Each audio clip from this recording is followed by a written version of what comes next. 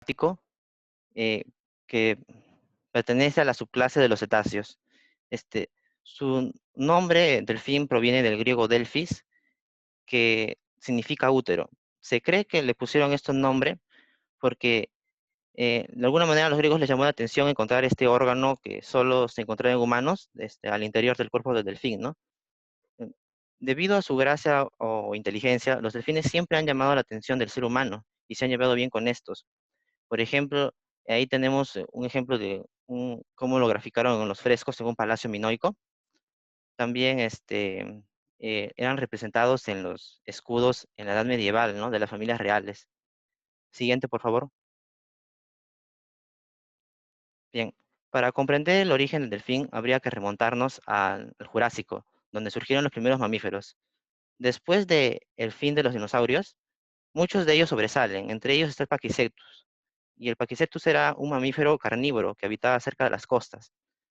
Debido a la presencia de predadores mucho más fuertes, el Pakicetus se ve obligado a retirarse al mar como modo de supervivencia. Con el pasar del tiempo, se fue adaptando a esta forma de vida acuática y su cuerpo fue adaptando a la forma de, como de peces. Este, eh, Después de ellos viene la clase. ah, con el pasar del tiempo se fue adaptando hasta llegar a la forma de los arqueocetos. Una vez que llega a los arqueocetos, se sigue transformando hasta dar la forma hasta los estadios actuales, que entre ellos está el delfín. Siguiente, por favor. Bien, ciclo de vida. Em, Primero se inicia con la gestación, que dura alrededor de 10 a 12 meses, dependiendo de la especie de delfín. Una vez que nace, viene la etapa de la niñez, que dura de 4 a 6 años, y es donde este delfín pequeño vive pegado junto a su madre, esto hasta que tenga unas aletas firmes. En la edad de adolescencia, se separa de su madre y se juntan en grupos de su mismo sexo, y entre estos grupos se dan pequeños enfrentamientos que de alguna manera los prepara para la vida adulta. Ya en la edad de madurez, ya se dan sí, enfrentamientos serios entre delfines, ya sea por la comida, las hembras o el estatus social. Este, También en esta etapa ya se da la etapa de reproducción, que es donde tras un largo proceso de cortejo del macho a la hembra, se logra, ¿no?, copular con ella. Y de nuevo la hembra queda embarazada y se inicia de nuevo el ciclo. Habría que mencionar que el delfín vive alrededor de 40 años, pero en el caso de los machos, debido a los enfrentamientos, solo llega a vivir 25 años en promedio. Siguiente, por favor. Bueno, ahora vamos a empezar a hablarles del delfín bajo un enfoque sistémico. El sistema delfín es un sistema vivo que habita en lugares acuáticos y que se mantiene en un equilibrio dinámico gracias a diferentes procesos, como son la respiración, la digestión, la circulación, entre otros. Este sistema está compuesto por diferentes subsistemas, por ejemplo, el sistema circulatorio, digestivo, respiratorio, nervioso, y uno que es muy conocido, que llama mucha atención en esta especie, que es el sistema de ecolocalización. Estos subsistemas interactúan entre ellos. Por ejemplo, el sistema circulatorio y el sistema respiratorio de alguna manera se articulan para que se oxigene todo el cuerpo del delfín. También el cerebro, que es el componente principal del sistema nervioso, interactúa con el sistema de ecolocalización, interpretando la información que recibe de este, y también con el sistema digestivo al ordenar cuándo un alimento debe ser almacenado para su posterior digestión.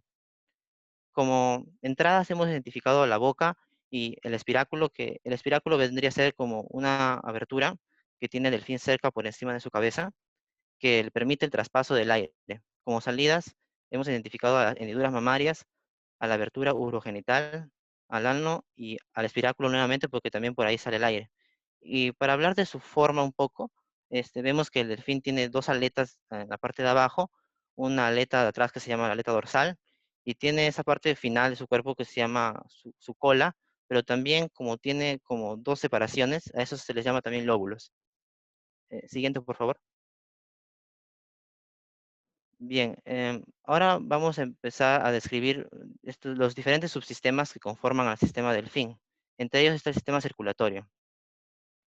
El sistema circulatorio en el delfín es común a la mayoría de los mamíferos. Está compuesto por vasos sanguíneos, por un corazón con 4 cavidades y con una circulación sistémica y pulmonar separadas, pero relacionadas obviamente.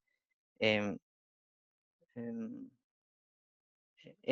una particularidad que tiene el sistema circulatorio del delfín es que a lo largo de su transcurso hay diferentes sectores que, que forman lo que se llaman las retia mirabilia, también conocidas a veces con el nombre de red maravillosa, que son como un combinado, un concentrado de vasos sanguíneos con arterias que oxigenan el cuerpo del delfín, ¿no? Este, Otro aspecto importante también del sistema circulatorio es que está muy relacionado con el mantenimiento de su temperatura. Por ejemplo, cuando está en lugares fríos, el delfín aumenta la circulación interna y disminuye la circulación en las aletas. En lugares calientes ocurre lo contrario, ¿no? Aparte también que, como si fijamos en la imagen de abajo, las retas mirabilia tienen esa curiosidad de que cuando sus arterias están rodeadas por las venas. Esto de alguna manera garantiza de que cuando quiera salir el calor, no salga del cuerpo, sino que se vaya a las venas y el delfín mantenga su temperatura interna. Ahora voy a empezarles a hablar de su recorrido con el diagrama de flujo. Primero, entra la sangre oxigenada, ¿no? Proveniente de los pulmones al corazón del delfín. Luego el delfín pulsa la sangre y la sangre oxigenada ya entra a la arteria aorta. La aorta se subdivide generando que la sangre se distribuya al cerebro, aletas y a la reta mirabilia torácica. Tengo que mencionar que a lo largo del cuerpo del delfín hay varias retia mirabilia, varios concentrados de estos vasos sanguíneos, pero que la principal de todas ellas sería la torácica, que está en su centro de su cuerpo. Luego, la aorta sigue su recorrido por el abdomen, haciendo que la sangre irrigue esta zona. Luego, la aorta se ramifica hasta llegar a los lóbulos, que es la parte final del delfín, ¿no? Y termina de irrigar todo su cuerpo. Por último, la sangre desoxigenada regresa por las venas al corazón y del corazón de nuevo pasa a los pulmones y así vuelve al corazón y es un circuito, ¿no? Y bueno, es fin, ¿no? Bueno, ahora le doy el pase a mi compañero que les va a hablar del siguiente subsistema.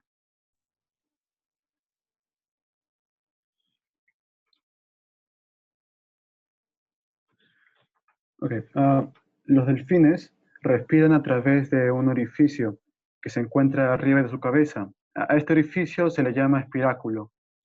Como pueden ver en el diagrama, cuando se sumergen, el delfín sostiene la respiración y cierra el espiráculo. Luego lo abren y comienzan a exhalar a pocos centímetros de la superficie. Una vez que llegan a la superficie, los delfines rápidamente inhalan y cierran el espiráculo antes de sumergirse otra vez. Ahora, la capacidad que tienen de almacenar oxígeno no está relacionada con el tamaño de sus pulmones, sino con la modificación de su metabolismo y gracias a su sistema circulatorio. Mientras que en un humano es el 7% de su peso corporal es sangre, en los cetáceos está entre el 10 y 15% de su peso corporal. Además, los glóbulos rojos, que son los responsables del aporte de oxígeno, son más numerosos en los delfines y la concentración de hemoglobina es mucho mayor. Todo esto facilita la capacidad de oxígeno que la sangre puede transportar en sus vías sanguíneas. Ahora, como ya dijimos, a diferencia de otros mamíferos, los delfines no respiran por la boca o la nariz. El orificio se encuentra en la parte superior, que les beneficia a respirar en la superficie del agua, dado que de esta manera solo requieren que salga a la superficie una pequeña porción de la cabeza del delfín para poder inhalar el oxígeno. Muy bien, el siguiente.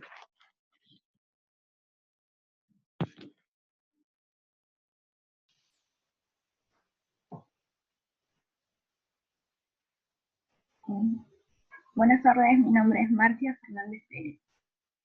Bien, comenzaré diciendo que el delfín, el sistema respiratorio y el sistema digestivo del delfín son dos sistemas independientes.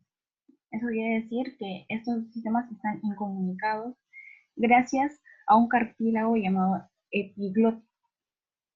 Esto le permite al delfín que pueda engullir bajo el agua. Acá, como observamos en la imagen, este es el estómago del delfín, en la primera imagen de arriba. El número 1 es el llamado anteestómago o estómago anterior, donde dice el número 3 es el estómago principal o también llamado estómago glandular, y donde aparece el número 5, aunque no se visualiza muy bien, es el estómago pilórico. Bien, los alimentos que consume el delfín pueden ser pescados, calamares, crustáceos, entre otros. Estos alimentos atraviesan el esófago y llegan al estómago anterior. Los delfines comen el alimento entero, no lo mastican, de manera que cuando comen grandes cantidades de alimentos sería excesivo para el estómago glandular. Es por eso que tienen esta primera cámara o compartimiento que va a acumular ese alimento que el animal consume entero, ¿no? Por ejemplo, imaginemos que un delfín se encuentra con un banco de peces muy grande y tiene la oportunidad de consumir una gran cantidad de alimento. Y efectivamente esto es lo que va a hacer el delfín, va a consumir esa gran cantidad de alimento. Pero esto sería demasiado para el estómago glandular. Es por eso que tiene este primer estómago anterior, que va a acumular todo este alimento, pero no todo va a pasar al estómago glandular. Entonces, una porción de toda esta cantidad va a pasar al estómago medio, pero la otra cantidad se va a quedar almacenado en el estómago anterior. Entonces, esta pequeña porción de todo lo que ha engullido el delfín pasa al estómago medio. El estómago medio o estómago glandular tiene la misma función como si fuera nuestro estómago, que se encarga de digerir y libera los ácidos digestivos. En el caso del delfín, el ácido clorhídrico. Esta funciona como si fuera, somete el alimento, ¿no?, a estos ácidos gástricos que lo descomponen y van a permitir su asimilación. Luego, estos alimentos ya digeridos van a pasar al tercer compartimiento o tercera cámara, que se llama el estómago pilórico. Este estómago pilórico tiene como microcavidades en su interior que va permitiendo que todo el contenido del estómago glandular que ya ha sido digerido vaya pasando poco a poco hacia el intestino. Lo que hace esto es limitar el acceso de lo que ya se ha digerido para que no pase todo de golpe al intestino. Y de esa manera se consigue que la absorción de nutrientes en el intestino sea muchísimo más eficaz, ¿no?, porque todo pasa de una forma más lenta y cada parte cumple su función. Bien, continúa mi compañero.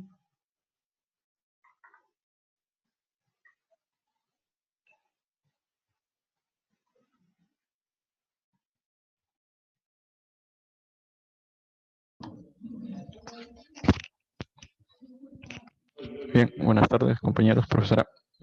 Mi nombre es Renzo Ramírez Mendizábal y yo hablaré sobre la ecolocalización o sistema de comunicación de los delfines.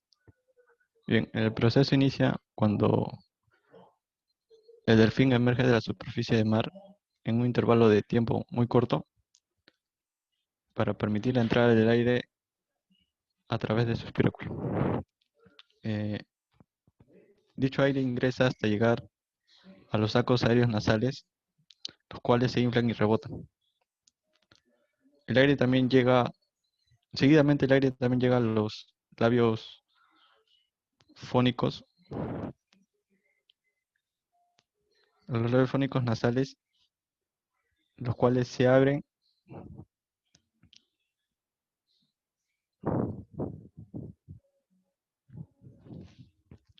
cuales se abren y cierran para hacer vibrar los tejidos nasales.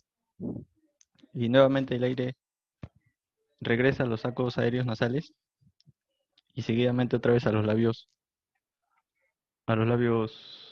fónicos. Y así el aire se encontrará en interacción entre estos dos órganos hasta formar sonidos en cada intervalo de tiempo, generando ondas de frecuencia, las cuales pasan por la bolsa dorsal, llegando al melón, el cual sirve como un adaptador de medios que permite la penetración de las ondas al medio acuoso, favoreciendo con un mínimo pérdida de energía o información, y también el melón nos permite proyectar las ondas al mar. Una vez las ondas proyectadas al mar, se pueden suceder dos situaciones.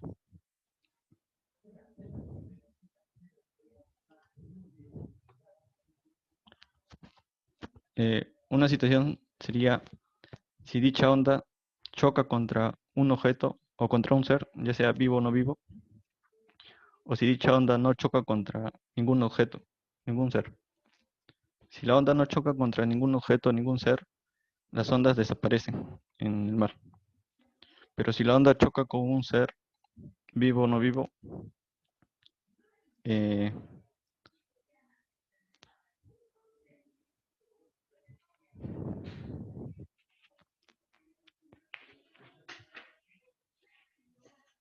las ondas regresan como eco. Claro, las ondas regresan como eco. Es detectado por las glándulas de aceite de la mandíbula inferior y de los oídos. Pasan por el oído medio y el oído interno. Llega como un impulso nervioso al cerebro. Se procesa e interpreta la información. Y esto permitirá al delfín tener la referencia de la distancia o el tiempo que le tome llegar a dicho objeto. Y finalmente alcanzar dicho objeto. Gracias.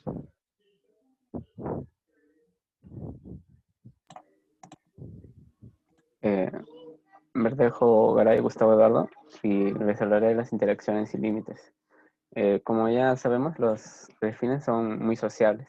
Estos llegan a formar grandes grupos que pueden variar desde 2 hasta 1000 individuos.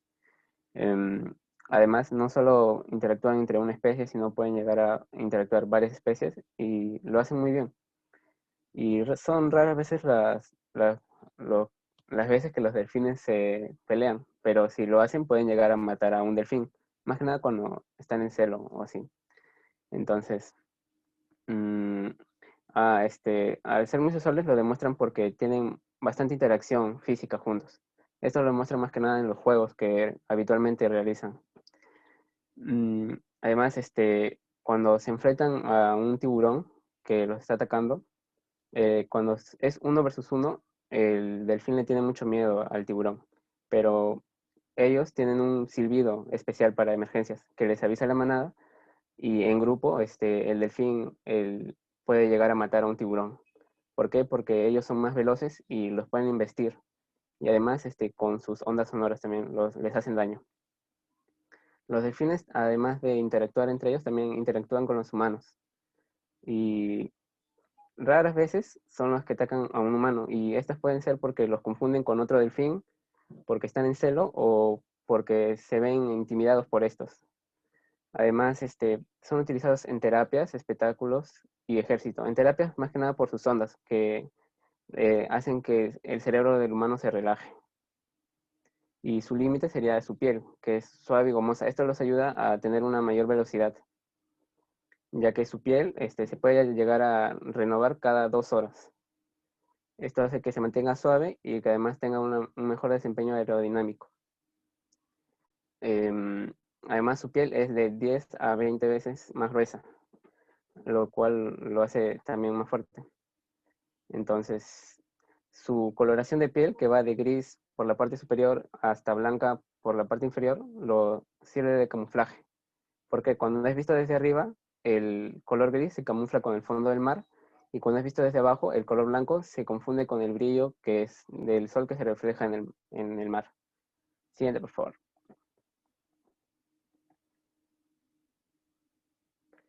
Su entorno. Su entorno varía desde aguas calientes bajas hasta aguas frías profundas. Entonces, esto nos da a entender que el delfín, bueno, puede estar en cualquier océano, incluso en ríos, menos en el Ártico y en el Antártico, claro.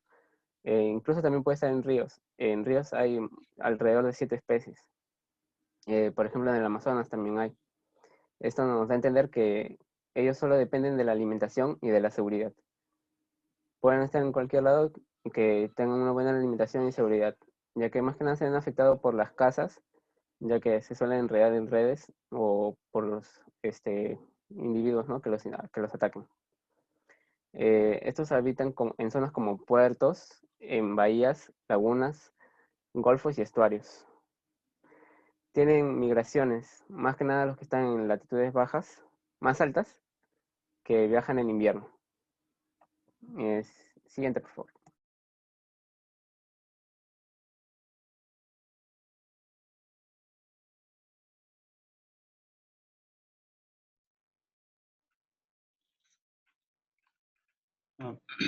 Como hemos escuchado a lo largo de la exposición sobre estos mamíferos marinos sociables, las partes del sistema del delfín, conformado por el sistema respiratorio, digestivo y circulatorio, ayudan a que el delfín sea un cetáceo muy desarrollado. Por ejemplo, gracias a su sistema respiratorio, los delfines son capaces de permanecer bajo el mar más del 90% del tiempo, ya que los delfines solo necesitan un muy corto intervalo de tiempo para poder respirar. Gracias a que sus vías respiratorias y digestivas se encuentran aisladas, los delfines se pueden alimentar sumergidos.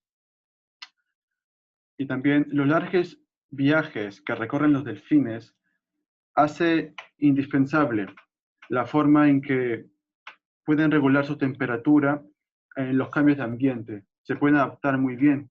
Por ejemplo, en las corrientes frías, su sistema circulatorio del delfín disminuye la circulación en la aleta y lo aumenta en el interior. Ahora, el sistema de ecolocalización de los delfines es extremadamente sensitivo y complejo, como ya dijeron.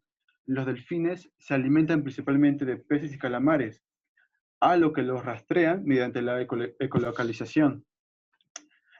Y los delfines poseen la capacidad de un sonar propio, más agudo que cualquier artefacto creado por el hombre. Una de las razones que contribuye a la buena capacidad que tienen, gracias a la buena capacidad de su sistema de ecolocalización, perdón, es su buen sistema nervioso, auditivo que tienen ellos. Y gracias a estos sistemas, hacen al delfín un cetáceo con capacidades increíbles. Gracias. Ok, chicos, gracias por su explicación. Ha estado clara. Un poquito desordenada, pero ha estado clara. ¿Alguna pregunta de sus compañeros?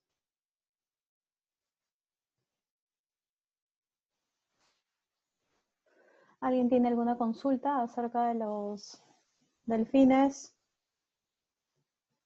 ¿Algún proceso de retroalimentación? ¿Algún proceso controlado?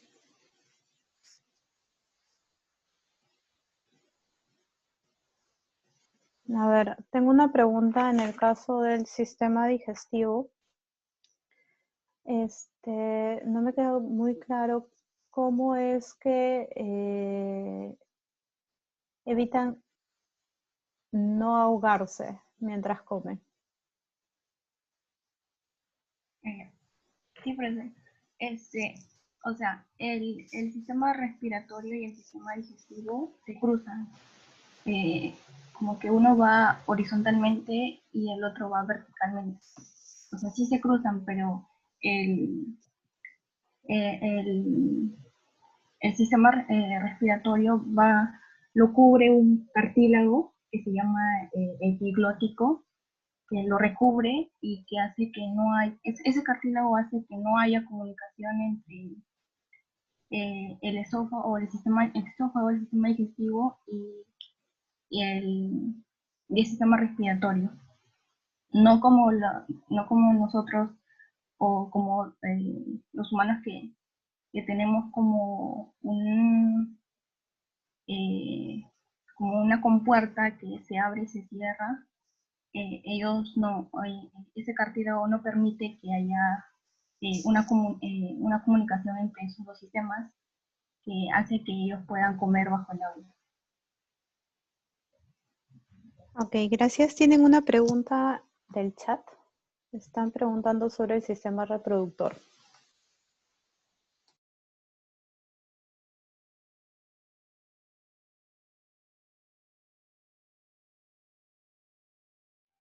Bueno, lo que yo he buscado, bueno, he visto antes de exponer todo, es que en el caso de las hembras tienen esa como habilidades que no pueden ser violadas porque es como que se cierra, su parte femenina se cierra automáticamente cuando un delfín la quiere tocar o le quiere violar, ¿no? As- Así estén en grupo, no pueden porque ella tiene como que un, un tejido que lo cubre y lo impide. Bueno, eso en caso de las hembras, ¿no? En el caso de los machos es como común, como de otros mamíferos. Listo, chicos. Muchas gracias por su exposición. El siguiente grupo, levadura.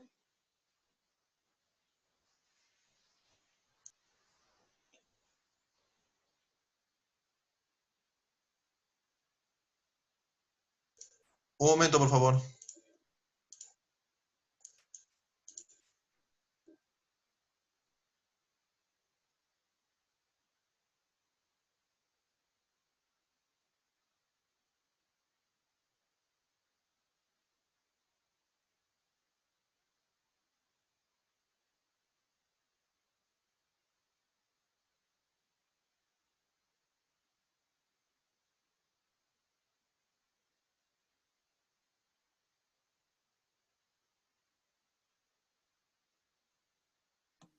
Luis, tu micro está apagado. Ujú. Buenas tardes, profesora. Buenas tardes, compañeros. El día de hoy vamos a hablar sobre la levadura. Los integrantes son Brian Mamani, Diego Milla, Nick Pachas, Cristian Ramírez, Yori Villegas y el que les habla Luis Enrique Osís. Vamos a comenzar con nuestra exposición con mi compañero Nick Pachas.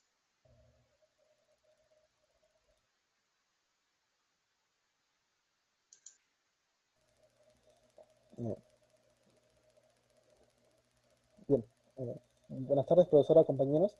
Mi nombre es Nick Pacho Sánchez y expondré acerca del reino fungi y la levadura. Siguiente diapositiva, por favor.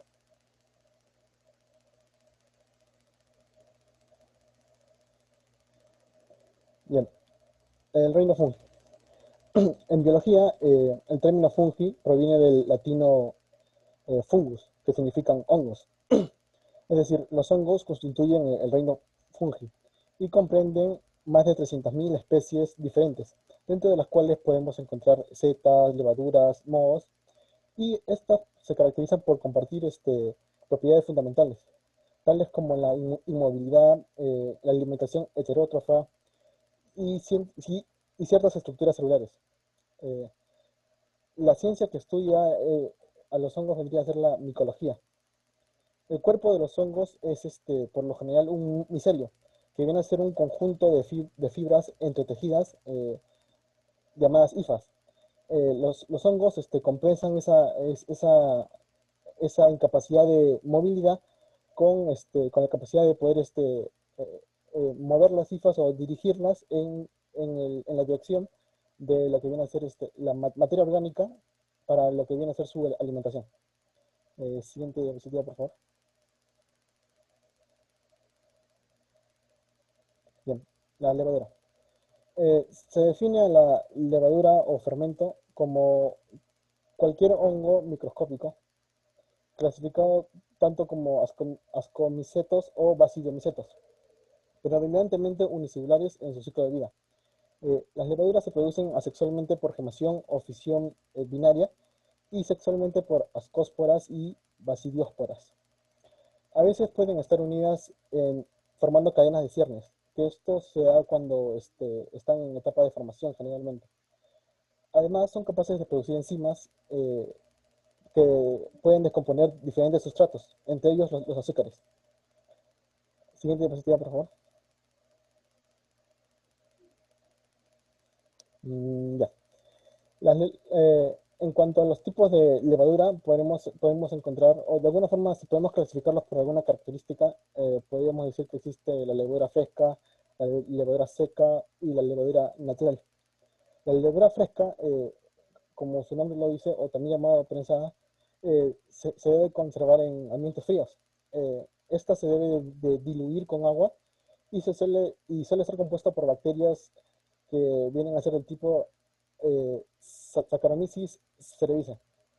La levadura seca es similar a la levadura fresca, solo que esta es sellada al vacío y generalmente es deshidratada y granulada. La levadura natural es también conocida como la levadura madre. Esta se debe dejar en reposo en un pedazo de masa de pan. Es la levadura que se ha venido usando a lo largo de la historia. Como su nombre, bueno, se usa en lo que viene a ser la elaboración de pan y también del vino. Las levaduras tienen su mayor representación industrial en lo que viene a ser la Saccharomyces cerevisiae, que es el microorganismo eucariota más estudiado. Su ventaja competitiva radica en la producción, control y procesos de fermento para balancear la producción de etanol, biomasa y subproductos. Principalmente esto es para las industrias de bebidas. En las biotecnologías modernas se utiliza la levadura en producción de diversas sustancias. Entre ellas podemos encontrar antibióticos, aminoácidos, enzimas, vitaminas, debido a que pueden modificarse genéticamente y sirven para obtener propiedades nuevas. Al ser relativamente fáciles de manejar y de poseer un genoma conocido, la levadura es un organismo modelo y es lo más recurrente para el estudio de procesos fisiológicos y metabólicos y lo que viene a ser la genética eucariota. Bien, esa sería mi parte. Le paso la palabra a mi compañero Osis.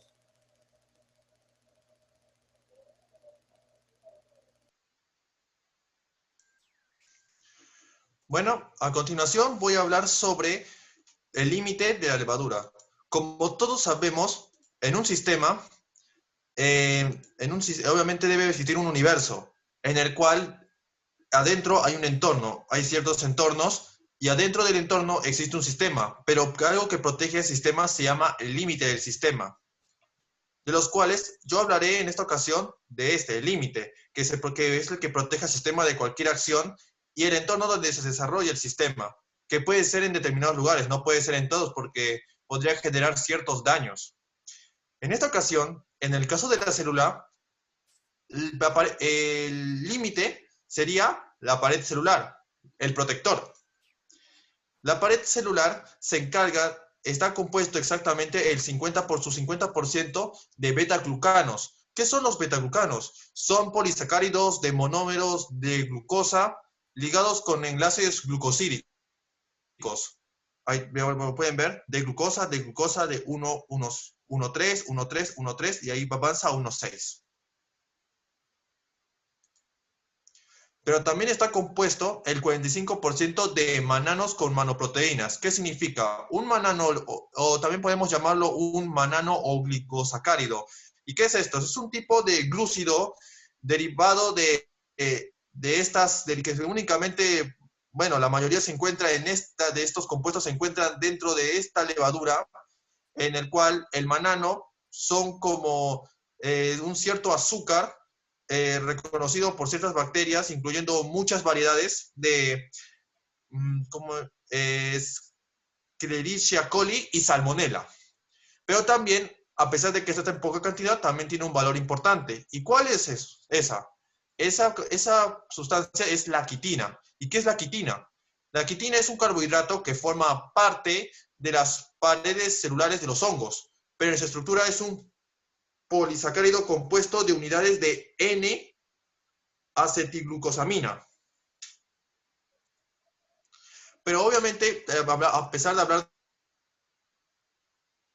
compuestos, vamos también a mencionar sobre sus partes, sobre lo que es lo que hace la pared celular, de qué se encarga.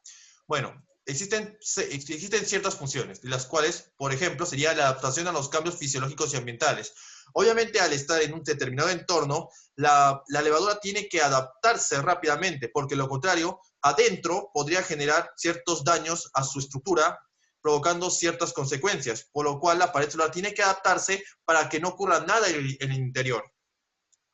Otra función sería mantener la presión osmótica dentro del sistema, en este caso de la célula de la levadura, que es casi lo mismo relacionado con la adaptación a los cambios fisiológicos y ambientales, ya que obviamente la temperatura y la presión son términos que pueden afectar a un sistema biológico. Otra función es ofrecer protección ante las condiciones de estrés físico. Obviamente un sistema va a tener durante el paso del tiempo puede sufrir ciertos cambios y ciertas molestias, por así decirlo, lo cual la pared celular se encarga de protegerlo para que no ocurra ningún cambio que termine perjudicándolo.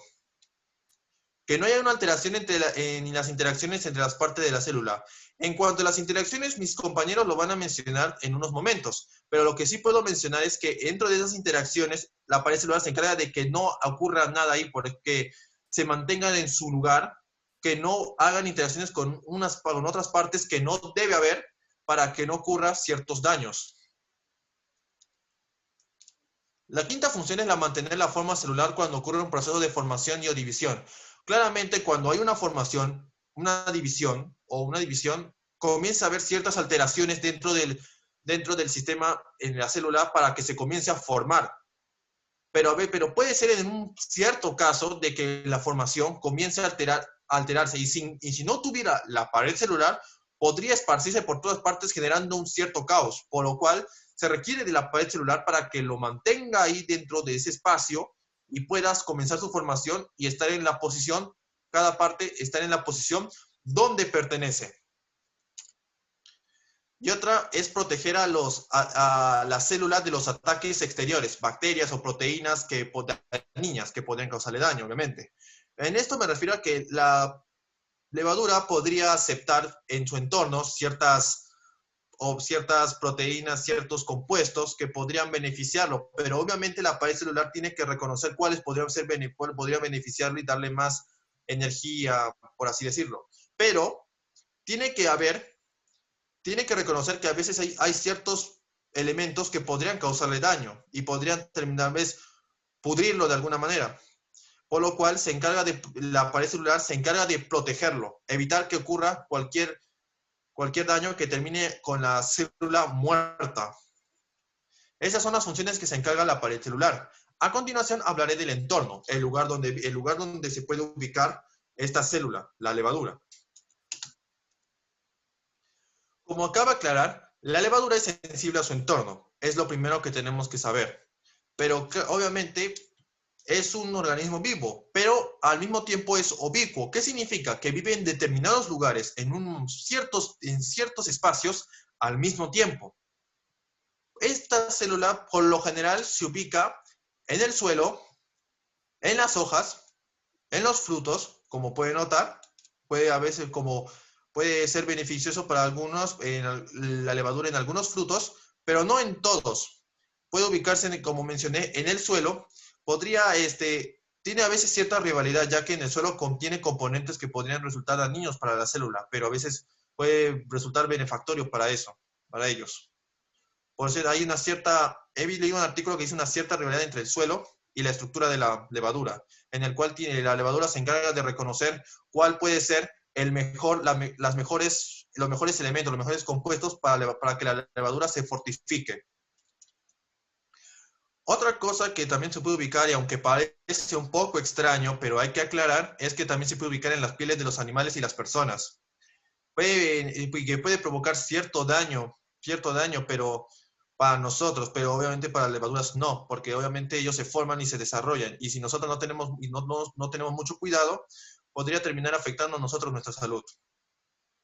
Pero obviamente hablamos acá solo de las células, que más o menos, como me dijeron mis compañeros, del ambiente. Otra cosa que hay que aclarar es que por lo general viven en suelos, como dije, mencioné suelos, hojas, frutas y pieles de personas y animales, pero también forman parte de la microbiota, que están por encima de los hongos, como las setas y los alimentos, como pueden ver en el trozo del pan, y estas son muestras de setas en las cuales se han encontrado trozos de levadura, donde ambos se pueden utilizar como fermento. O sea, en un determinado entorno, a pesar de que puede adaptarse, también tiene que ofrecer al entorno unas ciertas funciones que pueden beneficiar o perjudicar, dependiendo de a quién ataca. Pero hay cosas del entorno que podrían alterar a la levadura. Por ejemplo, como nosotros sabemos, la temperatura y la presión son condiciones que podrían afectar al sistema, a cualquier sistema en general. Por lo cual, también produce otra cosa, pero este es en algunos casos los ataques externos. Sin embargo, pero afortunadamente, en cada sistema debe haber un sistema de protección, un subsistema de protección. O sea, en este caso el límite, que en el caso, como mencioné antes, es la pared celular, que se encarga de protegerlo de cualquier ataque o cualquier condición ambiental que termine dañándolo. Bueno, eso es todo por mi parte. A continuación, les pasaré al siguiente capítulo con mis compañeros.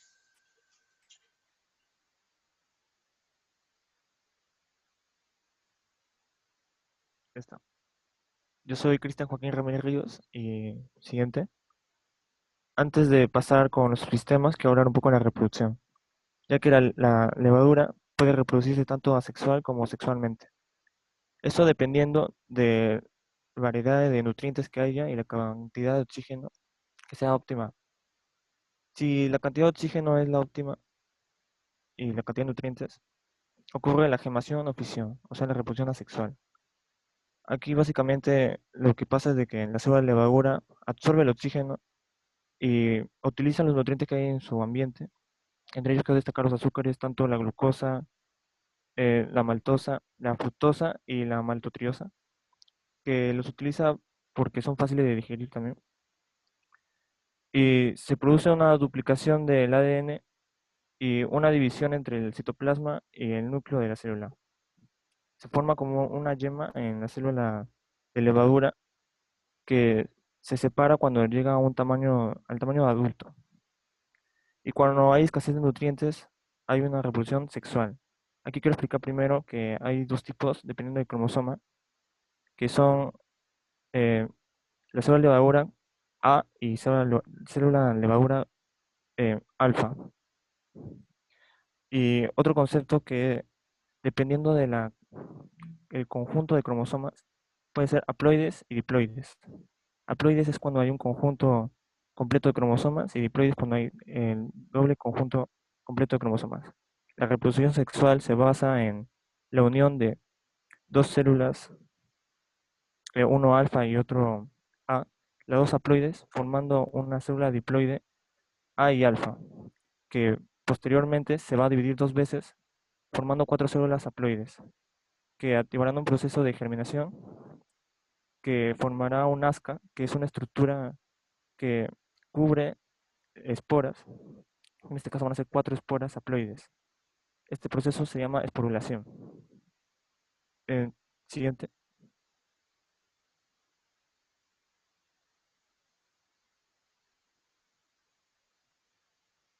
Ok, ahora sí voy a pasar a hablar sobre los subsistemas. Empezamos con la membrana plasmática, que es la capa que rodea y protege el citoplasma, y a su vez el núcleo, que está formada fundamentalmente por proteínas y lípidos, siendo más específico, con una bicapa de fosfolípidos o bicapa lipídica. Una propiedad a destacar de la membrana plasmática es la permeabilidad selectiva, en la cual regula la entrada de los nutrientes y la salida de los desechos. O sea, decide o selecciona qué moléculas entran y salen de la célula. Siguiente.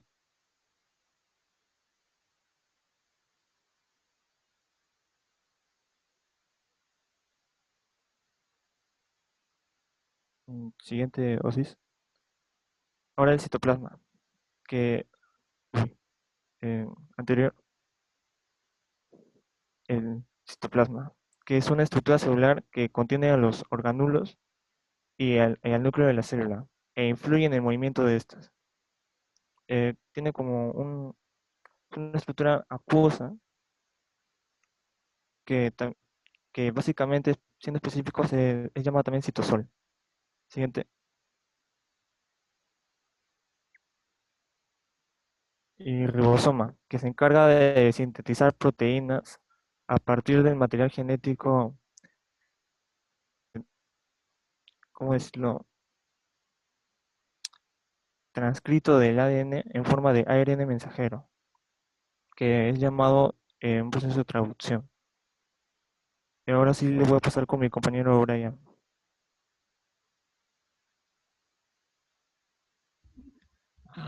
Mi nombre es Brian Adolfo Mari Pizarro y yo voy a hablar sobre la vacuola. Bueno, la vacuola son orgánulos que poseen gran tamaño y generalmente toman la forma de un óvalo, pero a veces obtienen algunas deformaciones. Están constituidas por dos membranas en la cual en el interior se va a encontrar material citoplasmático. En las vacuolas podemos dar fluidos, tanto aguas como enzimas. Además, estas cumplen la función de almacenamiento de proteínas y, mm, y algunas sustancias.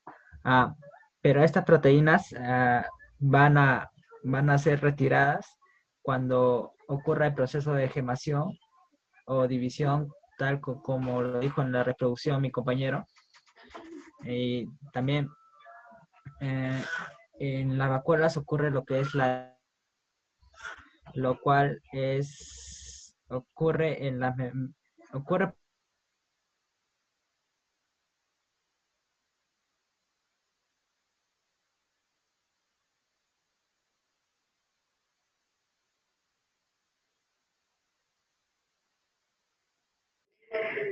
No sé si me escucha. Creo que se le fue la señal. Sí, profesora, parece que se ha salido.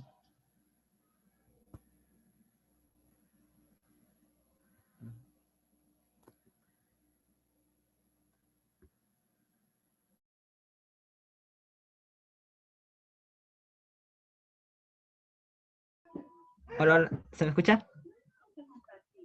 Sí, se puede escuchar. Ahora sí. Ya. Bueno, creo que terminé esto. Bueno, ya siguiente paso. Bueno, retículo endoplasmático. Ya.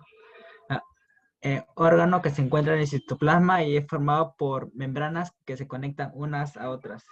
Estas pueden ser lisas o rugosas. Esto depende más de nada por la presencia de ribosomas en su estructura, ya que las rugosas sí presentan lo que son las ribosomas, pero en las lisas no se encuentra. La función que cumple es el transporte de sustancias, tanto como proteínas u otras sustancias. Ah, eh, lo que circula en el retículo va a pasar a lo que es el interior del citoplasma. Y también otra función que cumplen las lisas, más que nada se encargan de sintetizar sustancias y en las rugosas se cumple que generan la producción de proteínas y lípidos. Siguiente, por favor. Mitocondria. Orgánulos en la cual están estructuradas por dos membranas, una interna y externa, que se caracterizan por la función de permeabilidad, en la cual la externa es permeable, es decir, no deja pasar sustancias. La interna sí es más que nada impermeable, adquiriendo, no, es decir, la externa es permeable y no deja pasar muchas sustancias, y la interna es la que sí admite. Bueno, eh, la función que cumple la mitocondria es la producción de ATP. Además, esto es gracias a que también produce energía, y la energía se va a convertir en ATP, y lo cual es una fuente, una fuente para los procesos celulares. Bueno, ahora le voy a pasar con mi compañero Yori. Siguiente.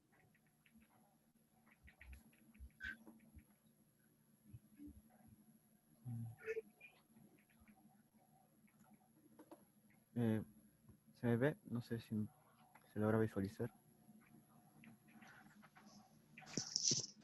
Solo se te escucha. Ya, a ver. A ver, un momentito, por favor. Ahora sí, creo. A ver. A ver. Ya se te puede ver. Ya. Bueno. Buenas tardes, compañeros. Profesora, buenas tardes. Yo les hablaré de las interacciones, pero vamos a hacer una visualización a un proceso muy importante que vendría a ser la ¿cómo se llama acá? Fermentación de la levadura, ¿no? Entonces, siguiente, por favor. La fermentación de la levadura tiene en sí tres procesos que se produce para agarrar la glucosa y transformarlo en lo que vendría a ser, bueno, primero hablaremos de la glucólisis, que viene a ser, es un proceso energético, ¿no? Que lo que busca es producir energía. Lo que ahí tenemos su representación con la ecuación química, y esto se da en la citoplasma, ¿ya? Vamos a hablar, son 10 pasos que tiene más o menos, bueno, son que se da la glucólisis. Hablaremos de cada uno. Como vemos en las imágenes, en la primera vamos a hablar de la glucosa que con la ayuda de la enzima hexoquinasa va a utilizar un ATP y lo va a transformar en un ADP. Así lo transforma la glucosa en una glucosa 6-fosfato. Y de ahí en el segundo, lo que va a agarrar es con la enzima isomerasa, va a transformar esa glucosa 6-fosfato a una fructosa 6-fosfato. Y de nuevo va a utilizar un ATP, pero ya va a ser otra enzima que es la fosfofructoquinasa 1, y lo va a transformar en otro ADP, y ya no va a ser fructosa 6, sino va a ser fructosa 1.6 bifosfato. En la siguiente, en las 4, lo divide en dos, que son la dihidroxiacetona fosfato y lo que vendría a ser la glicalaldehído 3-fosfato. Un dato curioso es que la primera que he mencionado, pues no puede seguir el proceso. Por eso es que este se va, con el quinto paso, se va a transformar de nuevo en el segundo para poder seguir con la producción. Por eso que utilizando se llama triosa fosfato isomerasa, lo va a transformar otra vez a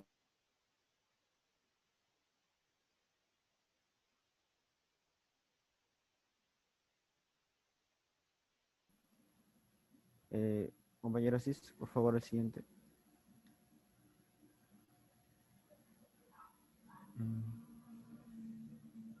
Ya. Ahora, muchos me van a preguntar de si observan, son muy cuidadosos, que dice 2 por, ¿ya? Esto es debido a como se ha transformado en nuevos, podría contar que hay dos moléculas de la que he mencionado, que es la gliceroaldehído 3-fosfato.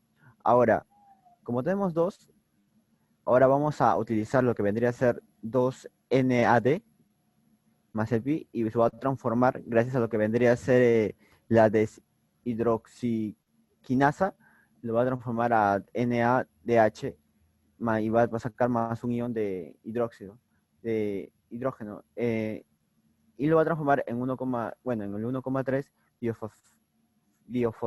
fosfoglicerato. Ya. Ahora, como seguimos con esas dos cantidades, pues ahora va a transformar 2 ADP y lo va a transformar otra vez a ATP. ¿Ya? Es por eso que nosotros vamos a percatarnos, si nos vemos en la primera imagen, de que se logra como en los rectantes, tener más ATP, porque cuando uno estabiliza, pues como va a tener 2 moléculas de esta, se va a quedar más ATP en los productos.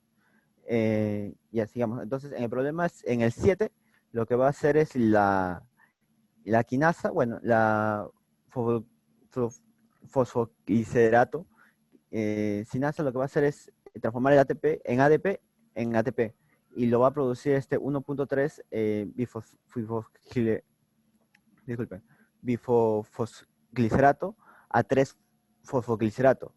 Y esto lo que va a hacer es ahora, por medio de la enzima mutasa, lo va a transformar a 2 fosfoglicerato en el paso 8, y en el paso 9 lo que va a hacer es que la enotasa lo va a transformar este 2 fosfoglicerato a lo que vendría a ser fosfopiruvano, ¿no?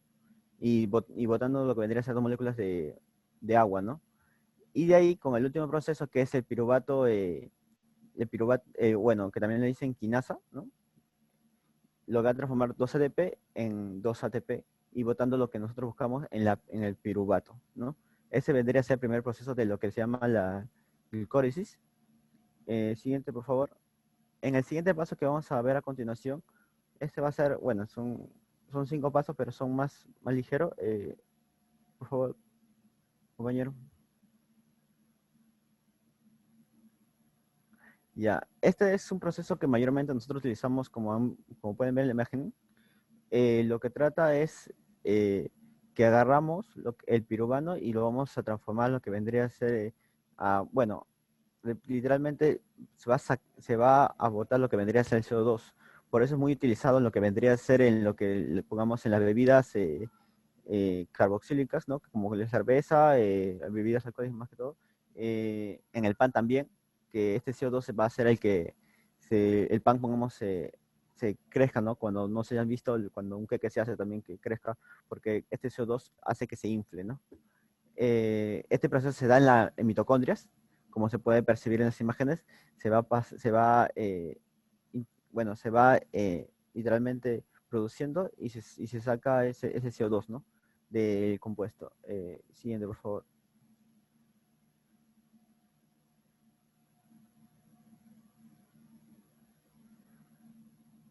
Hablaremos del último paso y hay un pequeño también, si se dan cuenta, está lo que les había mencionado, que el piruvano, bueno, en el segundo proceso que estaba pasando, se va a transformar en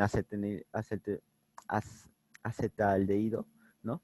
Y un dato curioso es que utiliza el magnesio y lo que vendría a ser la tiamina en ese proceso 2 que he mencionado. Ya, en el proceso 2 se ve lo que vendría a ser, gracias al alcohol hidrogenasa, lo que va a producir es que este acetaldehído más va a transformar el NADH, lo va a transformar otra vez a NAD, bueno, con exponente más 1, y así va a producir etanol. Esto mayormente se puede encontrar mucho en lo que vendría a ser el hígado, ¿no? Una persona, cuando mucho consume alcohol, pues eso es lo que produce el hígado para que lo transforme en etanol. Y si te dan cuenta, en la parte superior, este NAD con signo positivo, pues literalmente este es lo que ayuda como se puede observar una pequeña retroalimentación, donde otra vez comienza que la glucosa lo utiliza para convertirlo en piruvato, ¿no? Entonces esto es lo que puede observar en esta imagen, y es lo que más que todo quería resaltar, porque queremos ver la importancia de lo que se utiliza mayormente, lo que es la fermentación, de lo que vendría a ser la levadura, y lo que utilizamos mayormente en nuestras vidas diarias, y no somos conscientes de ello, ¿no? Siguiente. Voy a dar paso a mi compañero Milla para que puedan observar este proceso más con un esquema. Muchas gracias y espero que les haya gustado.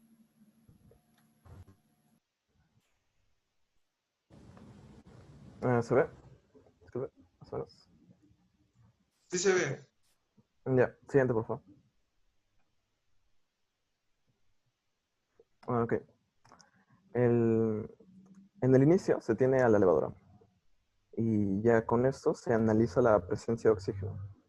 Obviamente puede no haber mucho oxígeno o sí haber. De sí haber presencia de oxígeno, pues ya eso está, o sea, eso es todo lo que se necesita para tener las condiciones aeróbicas. Y con estas condiciones aeróbicas ya se forman bacterias aeróbicas y también diversos organismos aeróbicos. Ya, después de eso, lo que se tendría que analizar es si hay una alta concentración de azúcar. De no haber, simplemente se va a dar la respiración aeróbica que va a llevar a la formación de ATP y ya está, ahí quedaría. Pero si hay una gran cantidad de concentración de azúcar, ahí se da el efecto Crabtree. El efecto Crabtree, como se ve en el diagrama de flujo, tiene como condiciones que hay una gran presencia de oxígeno y también una alta concentración de azúcar. La alta concentración de azúcar también se puede entender como una alta concentración de glucosa. Y ya, el efecto Crabtree, con estas condiciones, ya se da paso y se fermenta la levadura en condiciones anaeróbicas. No, perdón, aeróbicas, claro. Formando alcohol, etanol y también forma ATP, pero en menor medida que si se diera la respiración aeróbica. De no haber presencia de oxígeno, lo que se da es las condiciones anaeróbicas. Y ya esto, junto con la energía de disociación, se da la fermentación que más conocidamente se llama fermentación alcohólica. Pues se forma el alcohol, que es el etanol. En el efecto Crabtree también se forma alcohol y etanol, pero por lo general se le conoce como fermentación alcohólica a la fermentación que se da con con condiciones anaeróbicas. Y esa sería la manera de fermentar la levadura. Siguiente, por favor.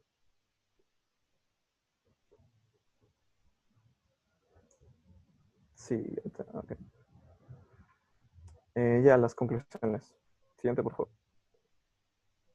Bueno, las levaduras son microorganismos vivos que, como cualquiera, tienen procesos de nutrición, reproducción y respiración. Y también algo importante de las levaduras es que, a pesar de cualquier ambiente que se encuentre, siempre va a hacer uso de su límite barrera, que es la pared celular, para protegerse de cualquier agente dañino que lo pueda amenazar.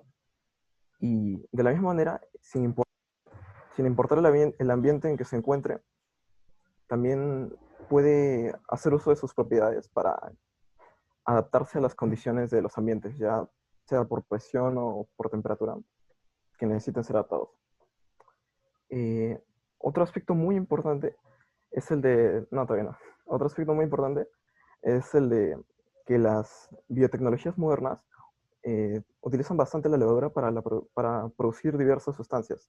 Esto es porque la levadura es muy fácil de modificar genéticamente. Y como es muy fácil de modificar, es más fácil conseguir propiedades nuevas y más convenientes para el uso que se le quiera dar, para producir cualquier tipo de compuesto. Y sí, básicamente es por eso que la levadura es el modelo más adecuado para los estudios fisiológicos y metabólicos de la genética, de eucariotas, claro. Y ya ahí sí acabo. Gracias. Gracias, chicos.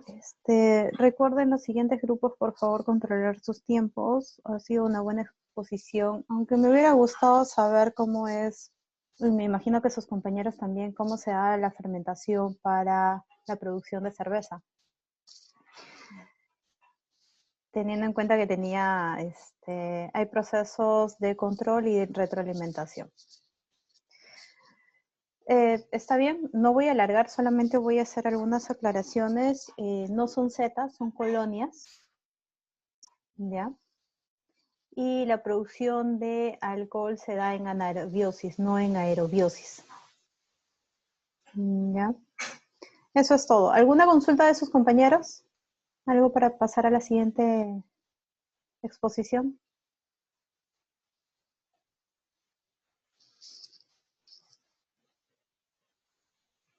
¿Alguien? ¿No? Ya, chicos, entonces continuamos con las exposiciones. Por favor, el grupo de operón triptófano cargue las diapositivas. Profesora, ¿se escucha? Sí, sí, se escucha. Ah, ya, profesora, lo que pasa es que mi grupo ha sido muy disfuncional y, bueno, En la monografía me ayudó un compañero además, ¿no? Pero en este caso mi compañero no ha podido asistir y entonces prácticamente yo no me voy a exponer. Bueno, fue algo, no pensé que mis compañeros iban a fallar, ¿no? Pero por mí no hay problema, yo así que yo voy a exponer nomás el tema. Ya. ¿Y el compañero que no puede asistir? ¿Cuál Es es que su está problema? trabajando, algo así me dijo, porque él me ayudó en la monografía, pues en la monografía que presentamos salen dos nombres, no sale el mío y de mi otro compañero. Ok, Y está le bien. dije para ahora, pero sí, no puedo asistir. Ya, si no puede, por favor, la parte que le tocaba, es decir, tú puedes exponer todo lo que quieras, pero la parte que él le toca, que me lo presente hasta mañana en video. Ajá, ya, le voy a ¿Ya? mencionar. Tiene Entonces. esa chance. Listo. Ok. Ok, continuamos. ¿Se logra ver? Sí.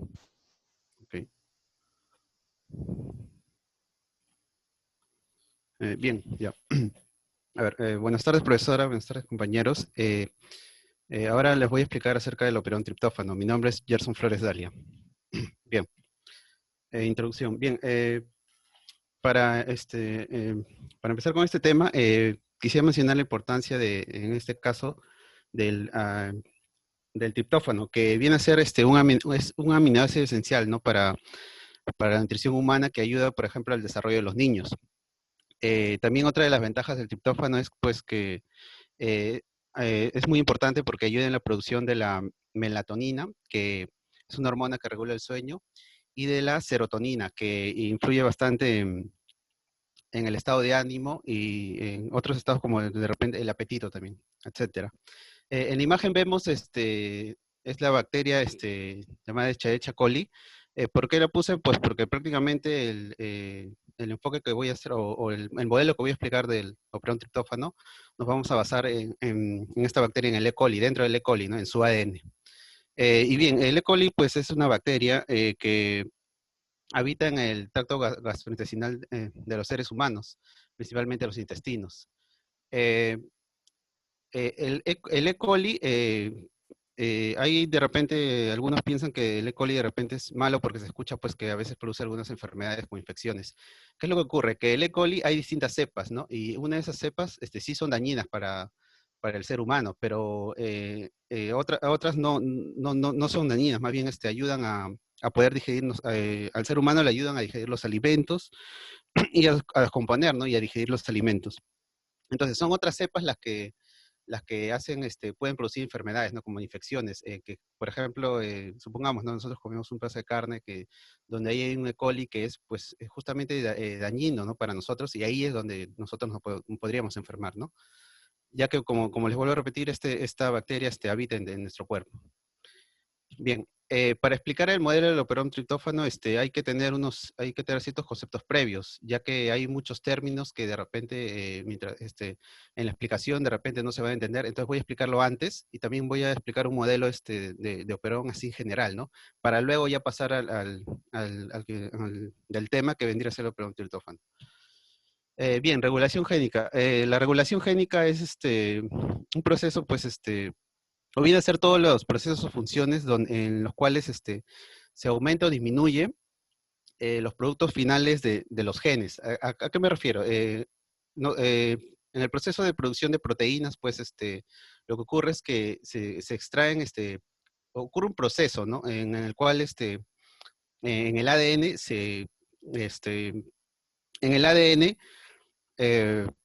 tiene ciertos genes, ¿no? Entonces, esos genes van a ser, por decirlo, si lo pusiéramos como un esquema de entrada y salida, ciertos genes del ADN se van a tomar para producir las proteínas, que obviamente va a haber un proceso de transformación, ¿no? Ese proceso también les voy a explicar en un momento. Otro término que vamos a utilizar también es en el caso de la bacteria. Ahora, en específico, en esta bacteria, como vemos acá, lo que más nos va a importar es esta especie de aro, que va a ser la cadena del ADN, ¿correcto? La cadena del cromosoma bacterial y que es la cadena del ADN. Entonces vamos a acotar una porción de esta para poder explicar el modelo. Bien, acá tenemos el operón, un modelo en general, ¿no? Entonces, ¿qué es lo que vemos en el operón? Bueno, tiene ciertas partes. En una parte vemos que está subdividido, lo vemos como una especie de rectángulo subdividido por por más rectángulos pequeños. Entonces, en esta parte vienen a estar los genes. Acá dice gen 1, gen 2, gen 3. Bien, en esta parte de acá está el promotor. Dice ADN donde se fija el ARN polimerasa. Ahora, un momento lo voy a explicar. Entonces, acá vendría a estar el promotor.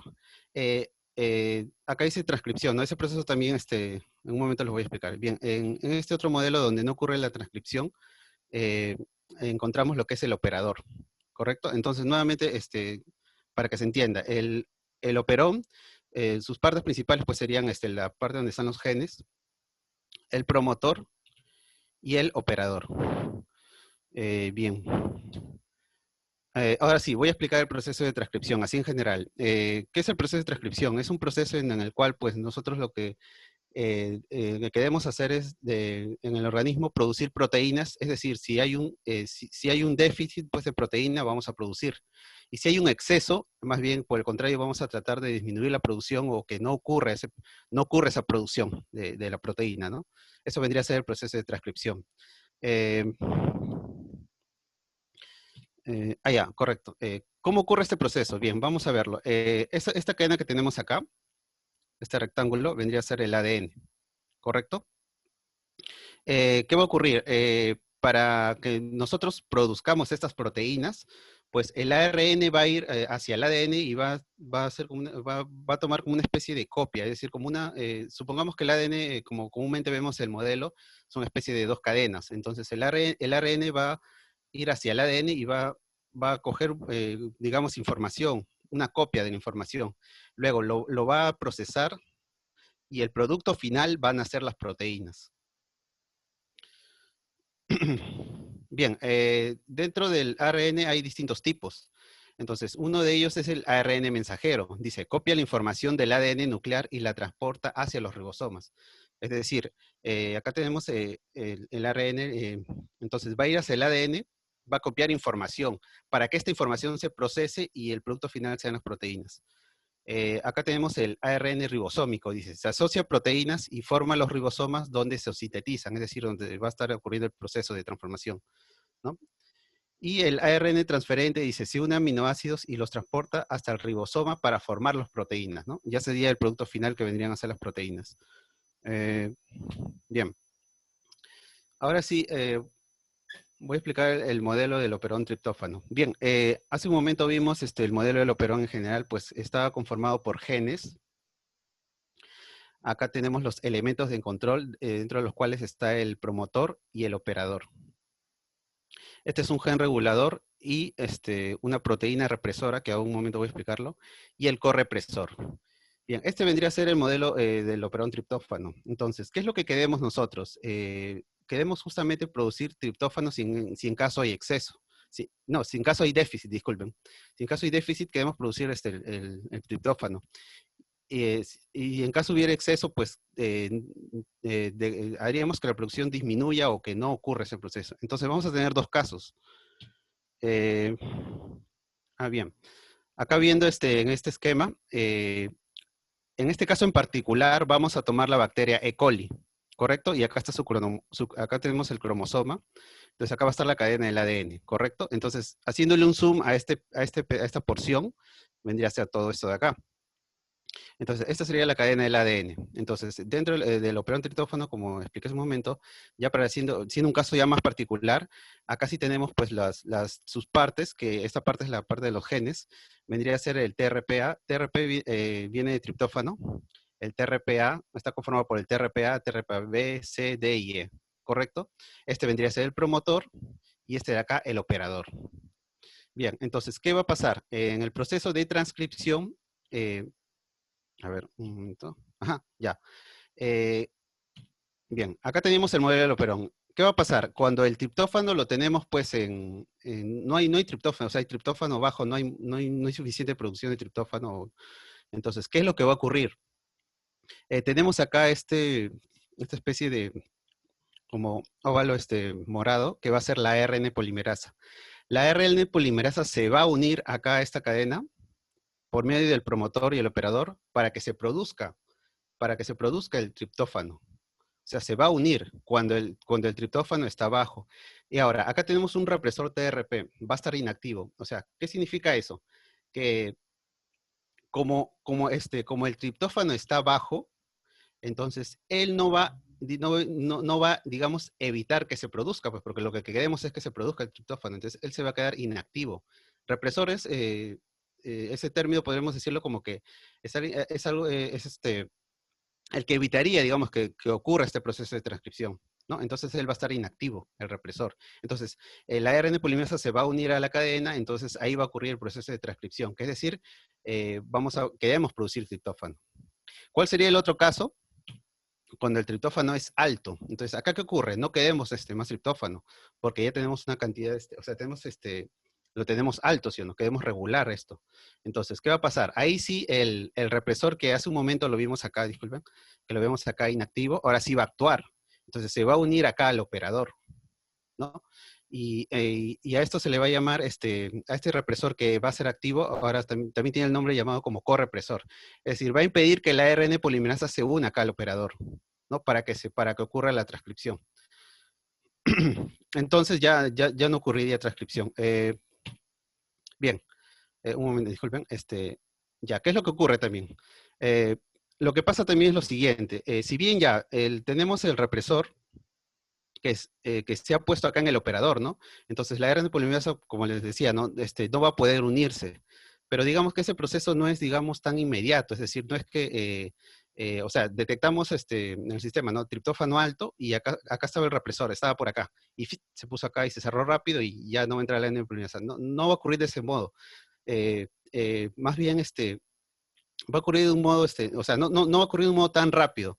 ¿Por qué? Porque mientras el sistema detecte pues, que el triptófano es alto, va a ir yendo el represor así y se va a unir al operador.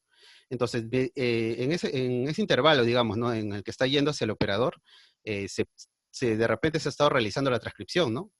Se ha estado realizando la transcripción. Entonces, ¿qué va a pasar? Va a haber otro proceso que se va a llamar atenuación. Ahora, este proceso de atenuación tiene que ver bastante con la transcripción, porque ese proceso ocurre cuando hay transcripción, ¿no? Entonces, o sea, ¿qué significa que haya transcripción? Que haya producción de triptófano.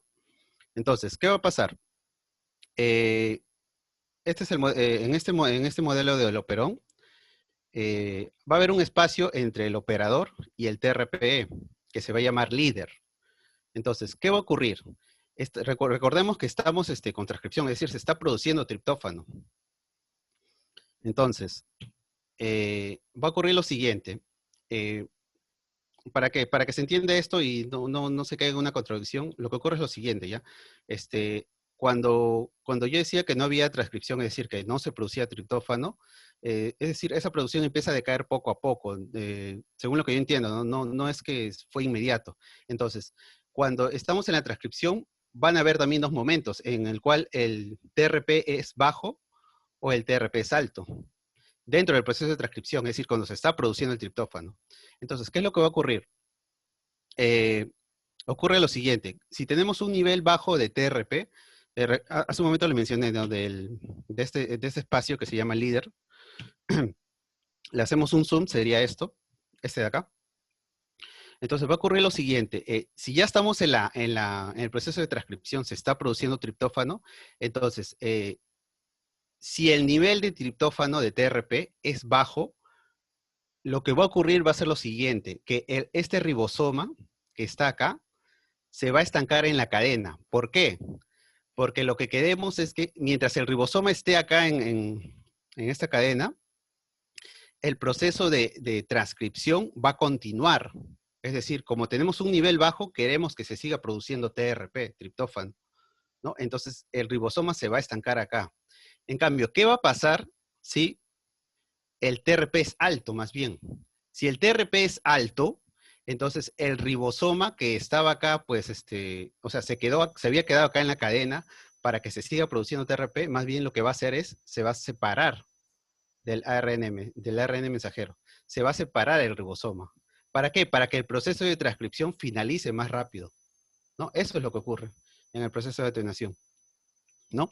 Entonces, cuando ya el ribosoma, pues, se separa, entonces, ya la transcripción acaba más rápido y pues ya no se va a seguir produciendo porque tenemos un exceso, el nivel es alto, Eso es lo que ocurre.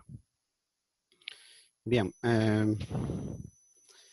Ya, este es un pequeño diagrama de flujo de la regulación del triptófano. Bien, hace un momento como les expliqué el proceso, pero visto en un diagrama de flujo. Entonces, ¿qué tenemos acá? Tenemos la parte de la cadena de ADN del E. coli.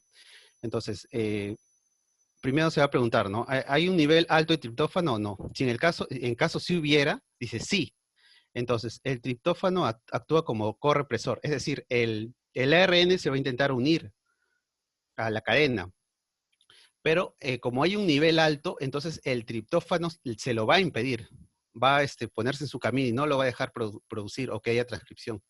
Entonces, luego, ¿qué pasa? Dice, el triptófano se une al operador, pues, ¿no? Se une al operador y evita que el ARN polimerasa ingrese para que haya transcripción.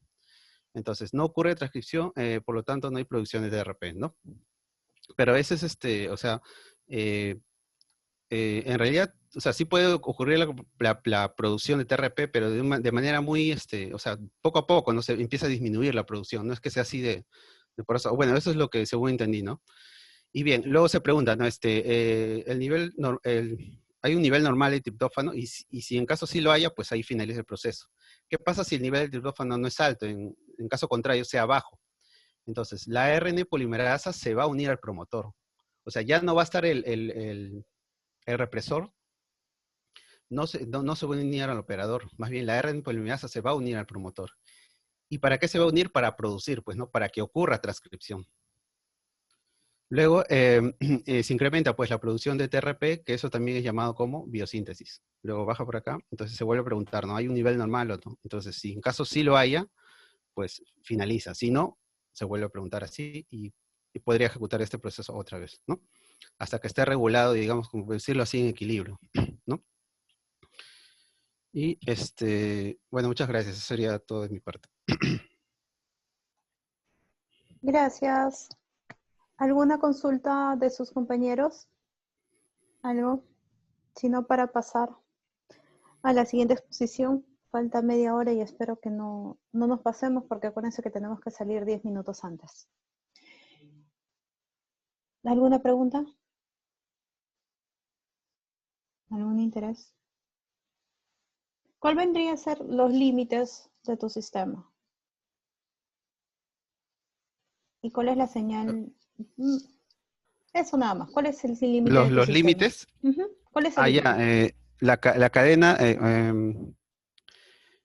sería la cadena profesora del ADN, pues, o sea, por la cadena del ADN, porque ahí es donde quiero ver si hay un exceso o falta, ¿no? De cierta proteína. La cadena del ADN sería para mí. No, es decir, el cromosoma. El cromosoma. No, Me confundo no de es términos. no ¿No es? podría ser. El entorno estás hablando de coli, es una bacteria, no hay un Ya. núcleo, así que el entorno vendría a ser el No hay núcleo, es citoplasma. procariota. Eres Ya. un procariota. No, pero lo puedes tomar como límite a la misma bacteria. Al límite de Profesora, la una consulta. ¿Cómo podría ser el sistema de entrada? Porque no sabía cómo idearlo. Porque, o sea, supuestamente en el ADN habría como una especie de sensor, ¿no? Para saber si hay un exceso o falta de esa proteína.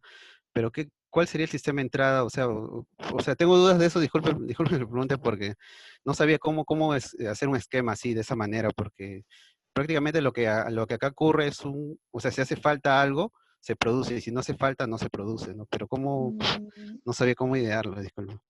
No, está bien. Es decir, hay una señal que activa al gen, al operón, no es un gen, sino al conjunto de genes. Ya. ¿Ya? Esa señal lo puedes tomar como la señal de entrada a tu sistema, la que activa. Ya, muchas gracias, profesor. Ok. Listo, chicos. Entonces, el último grupo, Venus Atrapamosca. Voy a compartir mi pantalla, profesor. Ok.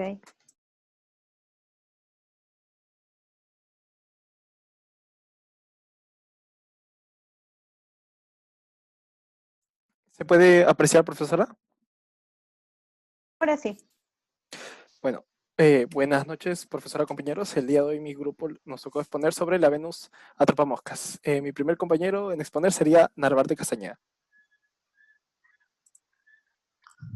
El primer exponer, disculpe, mi compañero se equivocó, soy yo, Omar Navarro. Siguiente diapositiva, por favor. Ya, descripciones generales. La Venus atrapamoscas, cuyo nombre científico sería la Dionaea muscipula, es de la familia Droseraceae. Esta es una planta de pequeño tamaño y está conformada por 4 a 8 hojas que nacen de un tallo subterráneo en forma de bulbo. Estas plantas exóticas suelen llamar la atención por su peculiar manera de alimentarse, además de los colores y las formas que tiene. Esta planta crece en lugares abiertos soleados y permanentemente húmedos, en suelos arenosos y pobres en nutrientes, entre los cuales incluye el nitrógeno. A unas temperaturas que pueden alcanzar entre unos menos 10 grados Celsius en invierno y hasta unos 40 grados en verano. Como dije previamente, por el pequeño tamaño y el lento crecimiento que tiene esta planta, depende que en el verano, en la zona en la que se ubica, haya presencia de los incendios forestales, que regularmente destruyen a la planta por encima del suelo, pero a la vez suprime a sus competidores. Luego esta planta vuelve a salir del rizoma y encuentra unas condiciones ideales en la vegetación despejada por el fuego.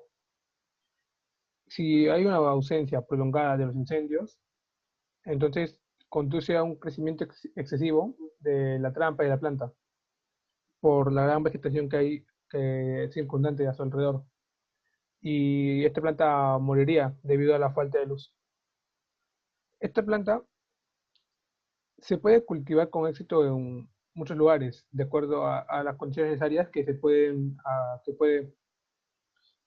establecer para esta planta, pero su hábitat nativo sería en los estados de Carolina del Norte y Carolina del Sur.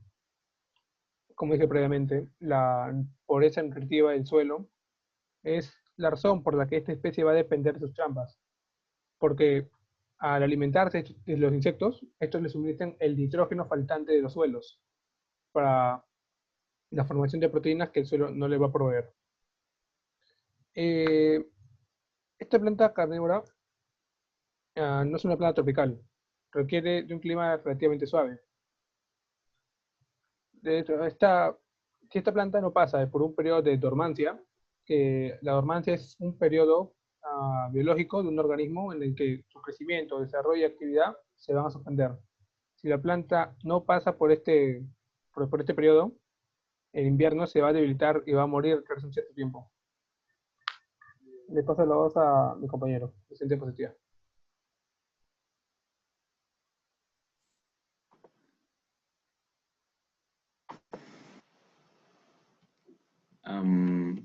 Buenas tardes. Buenas tardes, compañeros. Mi nombre es Gilmer Villarrojas y yo les voy a exponer la parte de estructura y relaciones de la parte de estructura nada más, de la Venus atrapamoscas. Siguiente. Ítalo. Ahí está. Gracias. Bueno, primero vamos a hablar de la raíz y el rizoma. Bueno, como ya explicó mi compañero Cristian, la Venus atrapamoscas crece en lugares con bastante agua, por ejemplo, a orillas de los pantanos, y carentes de oxígeno. Por lo que una característica principal de la raíz de las Venus atrapamoscas es que mide aproximadamente 30 centímetros la raíz.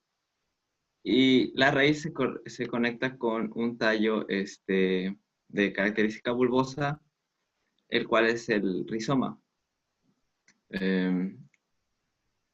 Este rizoma es un tallo subterráneo que crece de manera horizontal.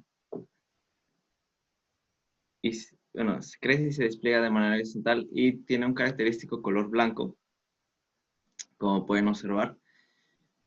Este tallo subterráneo que es el rizoma tiene la función de sostén para la planta y de reserva de nutrientes para la planta.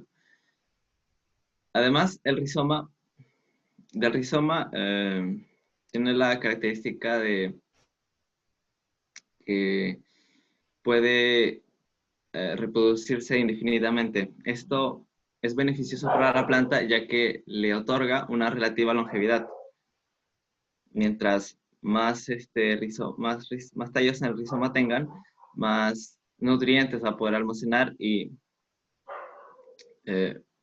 más tiempo va a poder subsistir la planta. Una última característica es que de ella salen unos brotes herbáceos y de estos brotes herbáceos comienzan a crecer las demás hojas de la planta. Ahora vamos a pasar a una breve descripción del peciolo. El peciolo es la parte que se conecta de la lámina de la hoja de la planta hacia el rizoma, hacia el tallo. Este peciolo tiene la característica de sostener la planta y de transporte de fluidos, por ejemplo, los nutrientes de la planta. Una característica muy especial de la Venus atrapamoscas y de las plantas carnívoras en general es que a través del peciolo realizan la fotosíntesis, que será explicada más adelante. Bueno, eso sería todo. Paso con mi compañero Diego. Bueno, muy buenas tardes, profesora, compañeros. En este caso yo expondré sobre la trampa. Por favor, compañero Ítalo, una diapositiva más atrás. ¿Te has pasado todavía? Listo, gracias. Bueno, como podemos observar en la diapositiva, en la parte de la derecha vemos la trampa que se encuentra justamente en la parte final de la hoja, ¿no? Esta trampa justamente tiene una función muy importante, ya que es con esta por la cual la planta captura los insectos y obtiene los nutrientes necesarios para su subsistencia. En este caso, esta planta suele encontrarse en zonas donde el nitrógeno es muy escaso. Entonces, justamente, ha creado este mecanismo que sería de atrapar presas, de tal modo que puedo obtener de esos insectos el nitrógeno que necesita para subsistir. En este caso, como podemos observar, ¿cómo se llama? Dentro, bueno, en este caso como que no se ve tan bien, pero dentro de esos lóbulos, ¿no? Hay como 2, 3 ticomas máximo, los cuales vendrían a ser como unos pelitos que ayudan, digamos, de que la trampa de por sí pueda sentir alguna presa cerca. Entonces, el punto está en que si algún insecto estimula estos tricomas, hace de que esa trampa se pueda cerrar herméticamente. Y ahora, esto lo hace a través de los pelitos que sí se pueden apreciar aquí fuera, ¿no? Que se cierran de modo de que dejan al animal atrapado dentro. Esto, por lo general, suele producirse con animales relativamente grandes, porque si son animales relativamente pequeños, por lo general los deja libres. Si son grandes, estos animales lo que hacen es estimular más estos pelitos. Y al estimularlos más, lo que hacen es que la trampa se cierre aún más, con más fuerza, de modo que crea un estómago. Y es ahí donde se produce una enzima que desintegra a los insectos y al cabo de más o menos unos 10 días se abre otra vez y pueden verse los restos del insecto que atrapó. En caso que el animal fuera un poco más pequeño, al momento de estimular el cierre de esta trampa, como es pequeño, la trampa sabe, ¿no? Que el insecto que capturó no le administra la energía suficiente como para poder, digamos, para poder compensar la energía que gastó al cerrar la trampa, ya que este proceso requiere bastante energía. El punto está en que cuando sabe que es un animal muy pequeño, la trampa se abre alrededor de unas 12 horas, más o menos, y lo deja como si nada. También la planta, como dato curioso, no captura a todos los insectos. Hay algunos que sí los dejan libres, que son los insectos polinizadores, los cuales, digamos, la planta se beneficia de ellos para su reproducción. Y ahora respecto también a el agua, el viento, ¿no? Para no confundirlos con insectos que estimulan estos pelitos, lo que hace es, de cierta forma, para poder diferenciarlos, es que si hay un animal el que está por ahí cerca, tiene que estimular 2 de 3 tricomas aproximadamente en un periodo de 20 segundos, como mínimo, ¿no? Bueno, ahora sí, siguiente diapositiva, por favor. En este caso, como lo que podemos ver es un diagrama de flujo de la captura y la absorción, digamos, de los nutrientes de la planta. Entonces, todo comienza con la presa, lógicamente, ¿no? Luego, lo que se hace es comprobar si la presa que está por ahí cerca entra a la trampa. Si esa presa entra, entonces lo que hace es activar los mecanismos que estimulan, digamos, que se pueda producir la digestión. En este caso, como había yo mencionado antes, este mecanismo es la activación de al menos 2 tricomas de los 3 que están dentro. Entonces, una vez de que estamos en esta parte, como podemos ver, hay como 2 secciones. El primer estímulo, el segundo estímulo, que sería los 2 tricomas, ¿no? Tienen que estar, digamos, activados. Una vez de que se detecte que han sido activados, se pasa, digamos, a estimular la memoria de estímulos y control de cierre, luego se cierra la trampa y ahora después comprobamos si la presa fue capturada o no. En el caso que la presa sí fuese capturada, como ya mencioné antes, la trampa forma una especie de estómago donde se secreta una enzima, se genera la digestión y la planta se abre al cabo de 10 días. Entonces, una vez hecho esto, la planta permanece abierta y luego se pregunta, ¿tengo la energía todavía necesaria para seguir capturando más presas? Porque la planta, por lo general, creo que si no estoy mal, puede hasta capturar 12, 13 veces más o menos, y en el caso que se exceda este número, muere simplemente, porque no puede subsistir. Entonces, en caso de que ya no tenga la energía suficiente, este ciclo acaba, porque la planta muere. Pero en caso de que sí tenga la energía para seguir capturando más seres vivos, lo que hace es repetir otra vez y nos vamos otra vez directamente a la presa. Y vemos todo este proceso otra vez. Bueno, eso sería todo con mi parte. Ahora sí, por favor, al siguiente compañero.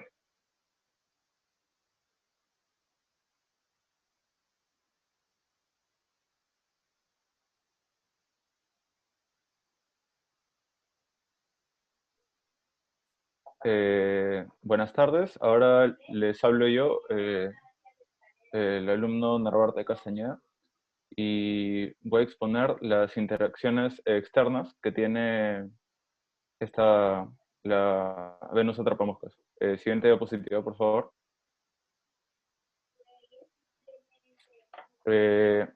Básicamente, nosotros podemos ver cómo es que podemos dividir las interacciones externas que tiene esta planta en interacciones con el medio ambiente e interacciones con otros seres vivos.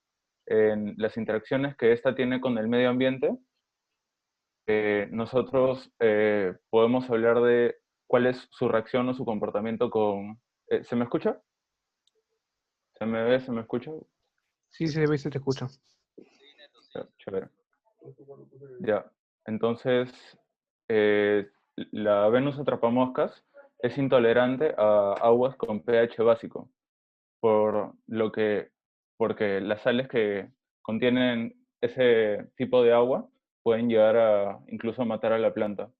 Entonces se recomienda, o por lo general se riega esta planta con agua destilada o agua de lluvia, ya que esta tiene un pH que varía entre 5 y 6. De ahí, respecto al suelo, esta planta se encuentra, bueno, se dice que crece en lugares húmedos y que carecen de nitrógeno, como bien ya se mencionó. Y lugares de esta naturaleza pueden ser pantanos o lugares cuyo suelo esté compuesto de arenisca o turba. Y de ahí, la manera en la que esta reacciona a la temperatura es es una planta que, como bien ya se mencionó en las pautas generales, necesita luz del sol y si no recibe lo suficiente, o sea, o sea, lo necesario, esta puede llegar a morir, ¿no?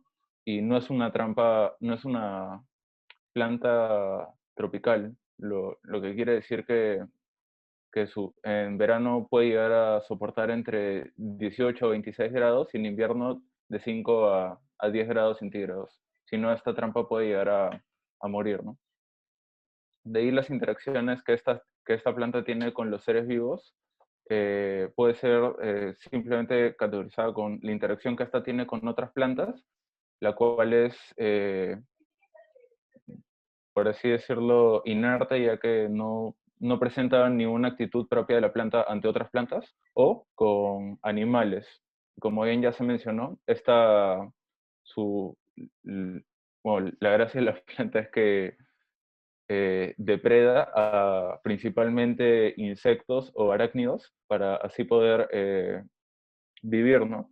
Y acá se establece un balance entre los ambientes de bajo nitrógeno en los cuales esta planta habita y, y el nitrógeno que éste recoge de los insectos y arácnidos que depreda.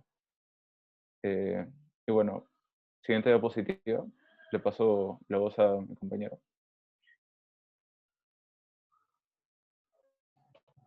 Sí,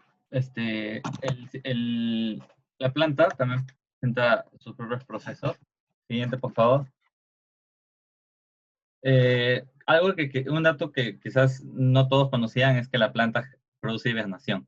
¿Esto por qué motivo? Puesto la planta necesita demasiada energía para poder subsistir. Entonces es mediante la hibernación el que ahorra sus recursos y hace que la energía avance lentamente, porque si la energía se desgasta muy rápido, la planta puede llegar a morir. La hibernación la planta logra la hibernación a una temperatura de entre un rango de 3 a 6 grados Celsius. En caso de que la temperatura sea menor de 3 grados, la planta simplemente se congela y va a morir. Y si la temperatura es mayor a 6 grados, simplemente no hiberna porque está en una temperatura aceptable en la cual ella puede generar sus propios recursos. En la hibernación, dentro de la hibernación, algunas hojas pueden morir. Por ejemplo, vemos que algunas trampas terminan poniéndose negras, como vemos en la imagen. Entonces, eso es un proceso natural que la planta hace. O sea, deja morir algunas de sus trampas. ¿Para qué? Para ahorrar la energía suficiente y así mantener viva a la planta. O sea, para que dure todo el proceso de hibernación. Entonces, por ejemplo, mayormente, si esta planta está en un ambiente natural, simplemente lo deja ahí. O sea, la planta simplemente, esas trampas se vuelven negras y se quedan ahí. Y por el mismo ambiente se honguean o simplemente los insectos se los llevan, ¿no? Se los comen. En cambio, si está en un invernadero, algunos por estética o para que simplemente la planta no tenga hongos, lo cortan, la cual tampoco afecta a la planta, pues ya están muertas, entonces, y más bien al cortarlas permiten que otras nuevas trampas puedan salir. En el proceso de reproducción, su reproducción es asexual. Entonces, ¿cómo sucede eso? Mediante la polinización y la proliferación de semillas. Entonces, los estambres, o sea, anteriormente en una diapositiva, si hubiesen estado muy bien antes, y lo explicaron también que las plantas presentan una flor, un tallo con una flor. Esta flor permite esta reproducción. Entonces, los estambres de la flor generan una polinización cruzada con los pistilos. Y cuando esto sucede, simplemente sus pétalos de la flor se destruyen. O sea, la planta destruye sus pétalos. ¿Para qué? Para que el pistilo se engrose y así las semillas puedan madurar. Una vez estén maduras, simplemente se abre el pistilo y deja al descubierto a las semillas. Entonces estas semillas ya van a ser proliferadas por insectos o por el mismo viento. Hay en algunos invernaderos en donde simplemente cortan a la planta, o sea, cortan a la flor, puesto que como la planta requiere energía, la flor también absorbe la energía. Entonces, como quieren tener más que todas las trampas y no la flor, cortan la flor. Pero ¿cómo ahí hacen para que se reproduzcan? Simplemente cortan pedazos de la planta y los van situando en diferentes sustratos y así la planta va generando nuevas trampas y aparecen nuevas venos. Siguiente, por favor. Eso sería todo, profesora. Soy Sánchez. Guas-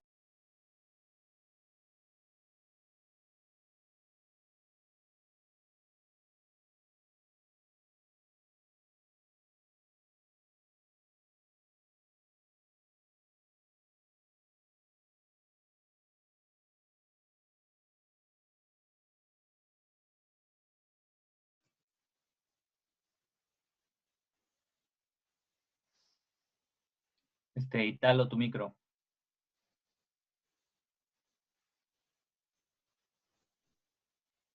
Gracias, compañero. Bueno, continuando para concluir y complementar un poco, esta planta originaria de California Norte y Sur de Estados Unidos posee aproximadamente 32.000 Venus atrapamoscas en su ecosistema natural, y esta planta, al haberse desarrollado en ambientes de escasez de nutrientes, siendo más específicos fósforos y nitrógenos necesarios para la planta, eh, gracias a esta respuesta del ambiente, la planta creó una evolución genética, y así es como ellas se adaptaron de tal manera que satisfacen su dieta atrapando insectos vivos, ¿no? Para su supervivencia. Estas plantas también son fotosintéticas, y la creación de este mecanismo para satisfacer su necesidad de nutrientes es uno de sus diferentes mecanismos de alimentación. Pero esta planta no solo se encuentra, no solo se la puede encontrar de esta manera, esta planta también posee mutaciones, y estas no generadas por adaptaciones a su ambiente, sino por errores durante la replicación del ADN o un daño fortuito en el ADN. Por una de sus mutaciones más conocidas y comerciales son el AKRU, que posee la coloración roja intensa, la CUP-TRAP, que tiene una forma cóncava, y dientes cortos y afilados. Y estas mutaciones no quieren decir que la planta haya cambiado, ya que el genoma sigue siendo el mismo. Lo único que ha cambiado es el ADN, que es lo que les da estas características especiales a estas plantas. Y eso sería todo por mi parte.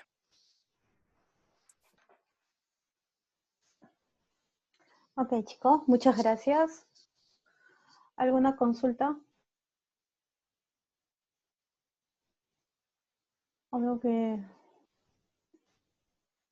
Algo cerca sobre estas plantas?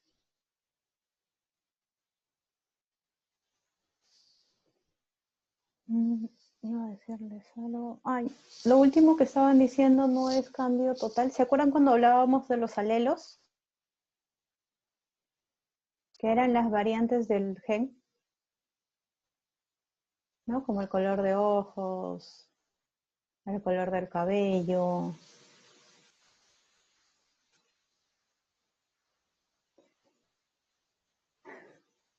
Ok, eso es lo que su compañero estuvo explicando al final, que hay variedades de una misma especie, ¿ya? Pero en sí estuvo muy buena su exposición. Bueno, chicos, ya nos pasamos de la hora, antes que nos voten, espero que no. No se olviden, la próxima semana es el examen, estudien. Y si tienen alguna pregunta, háganla ahora. ¿Alguna consulta, por favor?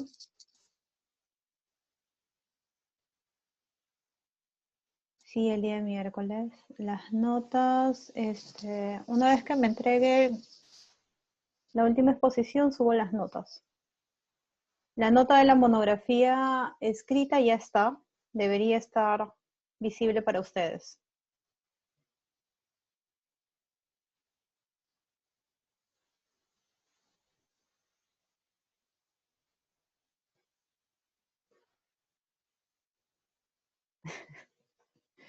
Preocúpense lo de... El SUSTI viene todo. todo el curso. Las indicaciones para el examen final ya están en el Uni virtual. Entonces, con eso creo que, chicos, ha sido todo.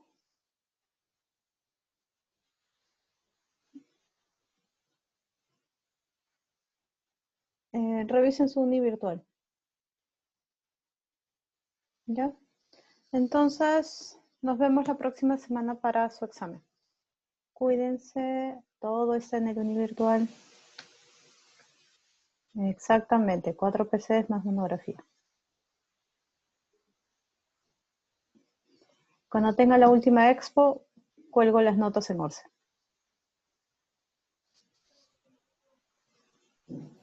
Ya. Listo, chicos, hasta luego, cuídense, buenas noches.